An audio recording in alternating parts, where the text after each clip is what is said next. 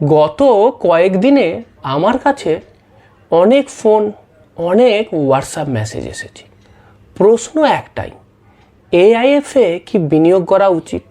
AIFF কি mutual ফান্ডের থেকে ভালো?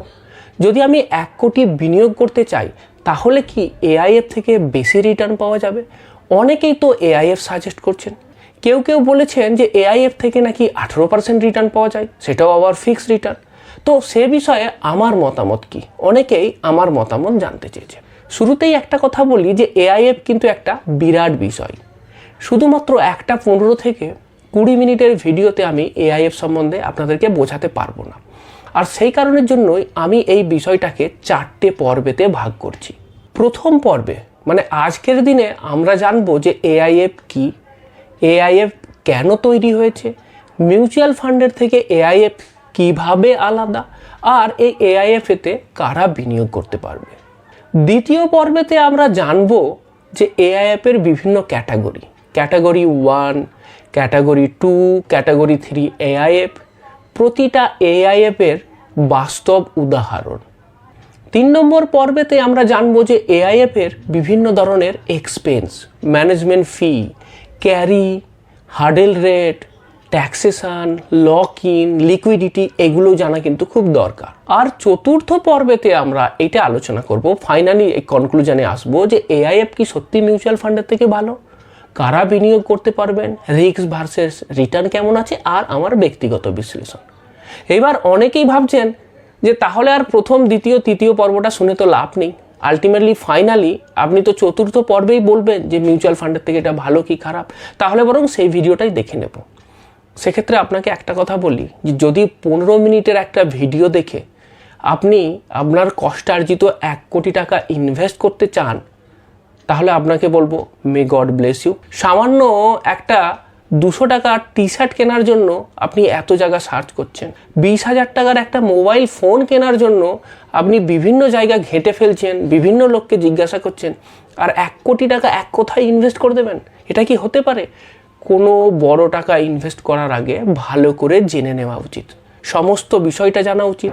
যে প্রোডাক্টটা ইনভেস্ট করছেন সেই প্রোডাক্টের সম্বন্ধে জানা উচিত, তারা আপনার টাকা কোথায় ইনভেস্ট করছে সেটা জানা উচিত, এর কি কি রিস্ক আছে সেটা জানা উচিত। তো সবগুলো জানতে হবে, তারপরেই কিন্তু আপনি ইনভেস্ট করবেন। প্রথমে আসি এআইএফ কি। এআইএফ এর পুরো নাম হচ্ছে অল্টারনেটিভ ইনভেস্টমেন্ট ফান্ড। এটা একটা SEBI regulated privately pooled investment vehicles, অর্থাৎ কিছু নির্দিষ্ট বিনিয়োগকারীদের কাছ থেকে টাকা তোলা হয়, বিশেষ বিশেষ বিনিয়োগকারীদের কাছ থেকে। সবাইকে আমি টার্গেট করব না। তারপরে সেই অর্থটা কিছু নির্দিষ্ট ইনভেস্টমেন্ট স্ট্র্যাটেজি অনুযায়ী বিনিয়োগ করা হবে, এটাকেই বলা হচ্ছে এআইএফ। এইবার এই নামেতেই অল্টারনেটিভ কথাটা লেখা আছে। এবার প্রশ্ন হলো অল্টারনেটিভ নাম কেন? আমরা সাধারণভাবে যে সমস্ত জায়গাগুলোতে বিনিয়োগ করি সেগুলো কোথায়? Mutual fund, listed share, FD, listed bond, PPF, এগুলো কি? এগুলো হচ্ছে সাধারণ ট্র্যাডিশনাল ইনভেস্টমেন্ট অপশান। তাহলে এই অল্টারনেটিভ ইনভেস্টমেন্ট অপশানগুলো কি কি থাকছে?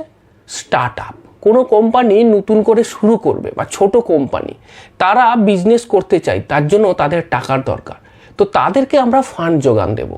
অথবা প্রাইভেট কোম্পানি আছে, তার শেয়ারেতে ইনভেস্ট হবে, সেটা হতে পারে। অথবা ভেঞ্চার ক্যাপিটাল, সেটাও এক ধরনেরই ছোট কোম্পানি যেগুলো এখনও খুব বড় হয়নি, সেইটা হতে পারে।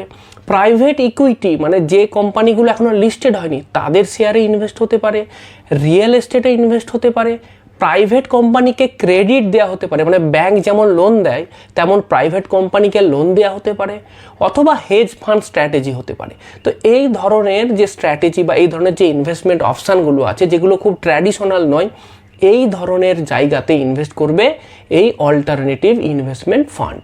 এইবার এই অল্টারনেটিভ ইনভেস্টমেন্ট ফান্ড কবে চালু হয়েছিল? দেখুন, চালু তো অনেক আগেই ছিল, কিন্তু 2012 সালে প্রথম সেবি এই প্রাইভেট যে ইনভেস্টমেন্ট ফান্ড এর জন্য গাইডলাইন তৈরি করলো। 2012 সালেই তৈরি হলো alternative investment fund regulation act. তো মানে এই সময় থেকে কিন্তু এটা একটা সেবির নজরদারির আওতাতে এসেছে। এবার এই অল্টারনেটিভ ইনভেস্টমেন্ট ফান্ডের উদ্দেশ্যটা কি, যেটা অলরেডি আপনাকে আমি আগেই বললাম, সেটা হচ্ছে প্রথম হচ্ছে স্টার্ট আপ ফান্ডিং, মানে ছোটো ছোটো কোম্পানিকে ফান্ডিং করা। ইনফ্রাস্ট্রাকচার ফাইন্যান্সিং, অনেক ইনফ্রাস্ট্রাকচার কোম্পানি আছে যারা ইনফ্রাস্ট্রাকচার ডেভেলপ করার জন্য তাদের টাকার দরকার হতে পারে, সেখানে ফান্ডিং হয়। প্রাইভেট ইকুইটিতে ফান্ডিং হয়। আর কি, ইনভেস্টার প্রোটেকশন, সেটাও কিন্তু খুব ইম্পর্টেন্ট। ধরুন যারা এখানে ইনভেস্ট করছে তাদেরকেও তো প্রোটেক্ট করতে হবে, কারণ নাহলে টাকাটা এদিক ওদিক হয়ে যেতে পারে, টাকা ডুবে যেতে পারে, টাকা নয়ছয় হতে পারে, ভুল জায়গায় ইনভেস্ট হতে পারে। তো তাদেরকে প্রোটেকশন দিতে গেলে সেদিকে একটা গাইডলাইন তৈরি করে দিতে হবে। এইবার প্রশ্ন হলো যে এই AIF এটা কিভাবে কাজ করে। দেখুন, আমি বলেছি যে এখানে নির্বাচিত কিছু বিনিয়োগকারী, তার মানে আমি খুব বেশি মানুষের কাছ থেকে টাকা নেব না, জেনারেলি 1000 জনের কাছ থেকে নেওয়া হয়। তো যাই হোক, আমি একটা সুবিধার জন্য আপনাকে বলছি, মনে করুন 100 জন বিনিয়োগকারী আছে, তো তারা প্রত্যেকে 1 কোটি টাকা করে দিল, তাহলে টোটাল কত হলো, ফান্ড সাইজ হয়ে গেল 100 কোটি টাকা। এইবার এই 100 কোটি টাকা ফান্ড ম্যানেজার বিভিন্ন কোম্পানিতে, বিভিন্ন সম্পদে, সেটা সেই কোম্পানির ডেটে হতে পারে, সেই কোম্পানির ইকুইটিতে হতে পারে, সেখানে ইনভেস্ট করলো। তারপরে তার ভ্যালুটা বেড়ে গেল, তারপরে নির্দিষ্ট সময় পরে তারা সেটা বিক্রি করে দিল। এবার যে টাকাটা লাভ হলো সেই লাভটা বিনিয়োগকারীদের মধ্যেও বন্টন হয়। ইভেন ওই যে ফান্ডের ম্যানেজার আছে তারও কিন্তু শেয়ার আছে, এটাও কিন্তু মাথায় রাখতে হবে। অনেক ক্ষেত্রে কিন্তু ফান্ড ম্যানেজারও কিন্তু সেখান থেকে টাকা নেবে। এইবার প্রশ্ন হলো যে ভারতে এই AIF-কে কে নিয়ন্ত্রণ করে, যেটা আপনাকে আমি বলছিলাম যে SEBI বা সেবি ভারতের AIF-কে নিয়ন্ত্রণ করে। প্রতিটা AIF-কেই কিন্তু সেবির রেজিস্ট্রেশন নিতে হবে, নিয়মিত অডিট করে অডিট রিপোর্ট জমা দিতে হবে, ভ্যালুয়েশন রিপোর্ট দিতে হবে। মিউচুয়াল ফান্ডে যেমন ডেলি প্রতিদিন NAV দেয় তো ওয়ার্কিং ডেজেতে, এক্ষেত্রে ডেলি হবে না, কিন্তু একটা নির্দিষ্ট সময় অন্তর অন্তর যে অ্যাসেট আছে সেই অ্যাসেটের ভ্যালুয়েশন রিপোর্ট দিতে হবে, এবং সেবির সমস্ত নিয়ম কিন্তু এদেরকে মেনে চলতে হবে।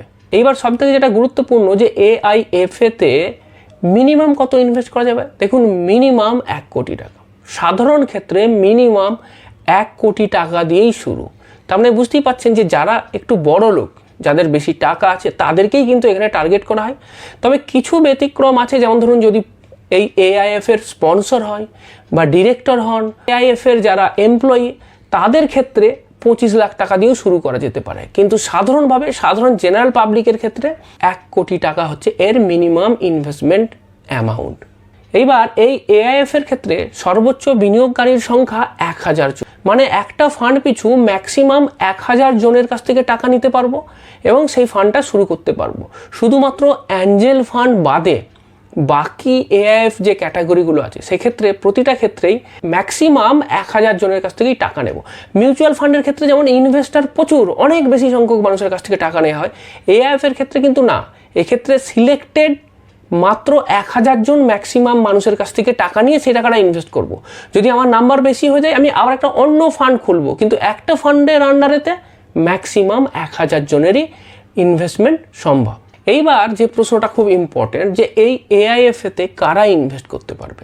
দেখুন, এখানে সাধারণত, আমি কথাটা আবারও বলছি, সাধারণত জেনারেলি যাদেরকে টার্গেট করা হচ্ছে তারা হচ্ছে HNI ক্লায়েন্ট, মানে যাদের হাই নেটওয়ার্থ আছে। আলট্রা HNI মানে যেটা হাই নেটওয়ার্থ তো আছেই, তারও উপরে এক কাঠি, তাদেরকে বলা হচ্ছে আলট্রা HNI। তারা করতে পারে। ফ্যামিলি অফিস মানে যাদের নিজস্ব অফিস আছে, মানে নিজের অনেক বিজনেস আছে বা সেখান থেকে টাকা ইনকাম হয়, তারা এখানে ইনভেস্ট করতে পারবে। কোম্পানি হতে পারে, ট্রাস্ট হতে পারে, ইনস্টিটিউশন হতে পারে। মানে বুঝতেই পাচ্ছেন যে একেবারে রিটেল ইনভেস্টার যারা 2-5 লাখ 10 লাখ ইনভেস্ট করতে চান, তাদের জন্য এই প্রোডাক্ট নয়।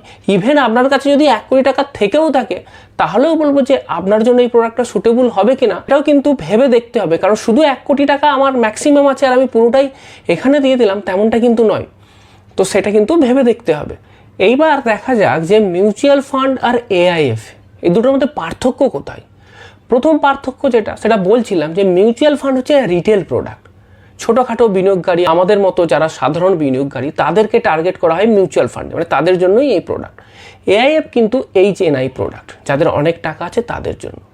যদি আপনি মিউচুয়াল ফান্ড দেখেন, 100 টাকা দিয়েও SIP শুরু করা যায়, কিন্তু AIF-এ ইনভেস্ট করতে গেলে মিনিমাম 1 কোটি টাকা লাগবে। লিকুইডিটিটাও খুব ইম্পর্টেন্ট। যেমন ধরুন মিউচুয়াল ফান্ডে আপনি চাইলে ওয়ার্কিং ডেজে মিউচুয়াল ফান্ড বিক্রি করে দিতে পারেন, তারপরে 2 দিনের মধ্যে টাকা পেয়ে যাবেন। লিকুইড ফান্ড হলে 1 দিন পরেই টাকা পেয়ে যাবেন। কিন্তু AIF প্রোডাক্ট ম্যাক্সিমামটাই হচ্ছে আপনার লক ইন পিরিয়ড আছে, মানে এক্ষেত্রে 3 বছর 7 বছর পর্যন্ত আপনি বিক্রি করতে পারবেন, মানে কোনো ক্ষেত্রে 7 বছর পর্যন্ত এর লক ইন পিরিয়ড থাকে। তাহলে এটার লিকুইডিটি কিন্তু অনেক কম মিউচুয়াল ফান্ডের তুলনায়। এইবার মিউচুয়াল ফান্ডের ক্ষেত্রে কী হয়, যে লিস্টেড সিকিউরিটিতে ইনভেস্ট হয়, এটা খুব গুরুত্বপূর্ণ। মিউচুয়াল ফান্ডে দেখবেন যে কোম্পানির স্টক বা শেয়ারে ইনভেস্ট হয় সেগুলো সব স্টক মার্কেটে listed, HDFC bank, ICICI bank, TCS, Reliance, এগুলো সব শেয়ার মার্কেটেতে লিস্টেড আছে BSE NSE-তে। কিন্তু আপনার ওই AIF-এতে লিস্টেড, ইভেন আনলিস্টেড, যেগুলো এখনও IPO হয়নি, মানে যেগুলো এখনও পর্যন্ত লিস্টেড নয়, মার্কেটেতে আসেনি, সেরকম আনলিস্টেড শেয়ারেতেও ইনভেস্ট হয়। এরপরে সেটা হচ্ছে মিউচুয়াল ফান্ডে SIP করা যায়, কিন্তু AIF-এ কিন্তু এরকম SIP বলে কিছু নেই। এককালীন 1 কোটি টাকা দিয়ে দিতে হবে, তারপরে সেই AIF-এর ফান্ড ম্যানেজার 5-7 বছরের জন্য সেই টাকাটা কোথাও ইনভেস্ট করে দিতে পারেন, ততদিন পর্যন্ত আপনি টাকা তুলতেও পারবেন না। এরপরে যদি আমি কস্ট স্ট্রাকচারটা দেখি, তাহলে কি দেখতে পাচ্ছি যে মিউচুয়াল ফান্ডের ক্ষেত্রে কিন্তু তুলনামূলকভাবে অনেকটাই কম। এক্সপেন্স রেশিও কত থাকে, 0.5 থেকে ম্যাক্সিমাম 1.5 পর্যন্ত মিউচুয়াল ফান্ডের এক্সপেন্স রেশিও। আর সেই তুলনায় যদি আপনি এই AIF দেখেন, এর কিন্তু এক্সপেন্স রেশিও বেশি, প্লাস প্রফিট শেয়ারিংয়ের ব্যাপার আছে। ফান্ড ম্যানেজার কিন্তু আপনার থেকে প্রফিটও নিয়ে নেয়, একটা নির্দিষ্ট হার্ডেল টপকে যাওয়ার পরে আপনার যা লাভ হবে তার একটা পার্সেন্ট কিন্তু ওই যে fund manager, AIF fund manager, তাকে কিন্তু আপনাকে দিতে হবে। রিটার্নের ক্ষেত্রে মিউচুয়াল ফান্ডের যা রিটার্ন, AIF-এর ক্ষেত্রে কিন্তু পোটেনশিয়াল আছে আরও বেশি রিটার্ন দেবার, হবেই এমন কথা বলা যাচ্ছে না, কিন্তু পোটেনশিয়াল থাকে বেশি রিটার্ন দেবার, তবে সেক্ষেত্রে কিন্তু রিস্কও বেশি থাকছে। এই পর্যন্ত আপনাকে যেটা বোঝালাম সেটা হচ্ছে একটা AIF-এর ওভারভিউ, যে AIF-টা কীরকম, কীভাবে কাজ করে। কিন্তু এরপরে যেটা জানতে হবে সেটা সবথেকে গুরুত্বপূর্ণ, যে AIF-এর ক্যাটাগরি। AIF কিন্তু এক ধরনের নয়, মিউচুয়াল ফান্ডের যেমন শুধু মিউচুয়াল ফান্ড এক ধরনের, কি মিউচুয়াল ফান্ডের মধ্যেও ডেট ফান্ড আছে, হাইব্রিড ফান্ড আছে, মাল্টি অ্যাসেট ফান্ড আছে, ইকুইটি ফান্ড আছে, তার আবার সাব ক্যাটাগরি বিভিন্ন ধরনের আছে। AIF-এর ক্ষেত্রেও তাই, এর ক্ষেত্রেও বিভিন্ন ধরনের ক্যাটাগরি আছে। ক্যাটাগরি 1, তার ভেতর সাব ক্যাটাগরি, ক্যাটাগরি 2, তার ভেতর সাব ক্যাটাগরি, ক্যাটাগরি 3, তার ভেতর সাব ক্যাটাগরি। এবার এই সাব ক্যাটাগরিগুলো কোথায় আপনার টাকাটা ইনভেস্ট করছে সেটা জানা দরকার, এর বাস্তব উদাহরণ জানা দরকার। বিশেষ করে ইন্ডিয়ান কোন কোন AIF আছে যেগুলো চলছে বা যেরকম চলে সেটা জানা দরকার। এই স্কিমটা ওপেন এন্ডেড স্কিম নাকি ক্লোজ এন্ডেড স্কিম, এটা তো জানা দরকার। যখন খুশি তখন ইনভেস্ট করতে পারবো কিনা, বিক্রি করতে পারবো কিনা, নাকি শুরুতে ইনভেস্ট করে শেষ পর্যন্ত ওয়েট করতে হবে সেটা জানা দরকার, মানে লক ইন পিরিয়ড জানা দরকার। তো এই সমস্ত কিছুই নিয়ে আসবো পরের ভিডিওতে।